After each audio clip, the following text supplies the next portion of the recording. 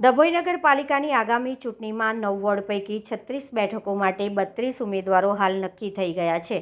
ભાજપ ઉમેદવારની યાદી 8 જૂના ચહેરા, જેમાં માજી પ્રમુખ બિરેનભાઈ શાંતિલાલ શાહ, માજી કારોબારી સમિતિના ચેરમેન વિશાલ વિજય શાહ અને તેજલબેન સોની વગેરે તેમજ ભાજપે ડભોઈમાં 8 મુસ્લિમ ઉમેદવાર જાહેર કર્યા।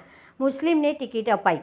ડભોઈ નગરપાલિકામાં રિયાઝ હુસેન ઇસ્માઇલ સૈયદ ઉર્ફે બટાકી, ફિરોબનું તોસીફભાઈ મંસૂરી, મુનિરાબનું મોહમ્મદ સઈદ લાફાવાલા, મુહેફુઝ હુસેન યુસુફભાઈ લાફાવાલા, સાબિસ્તા નાઝ હાજી, પર મોહમ્મદ દારૂવાલા, હોટલવાલા મહેંદી, આરિફભાઈ હનીફભાઈ મકરાણી, બાપુદા નિયલ મહેંદી, જાહિદા બીબી સૈયદ। જ્યારે ડભોઈ નગરપાલિકાના 9 વોર્ડ આવેલા છે, તેમાંથી ભાજપ 8 વોર્ડના ઉમેદવાર જાહેર કરવામાં આવ્યા છે।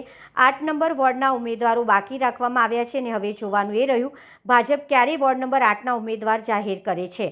નવા સમીકરણના કારણે ભાજપ મૂંઝવણમાં મુકાઈ છે।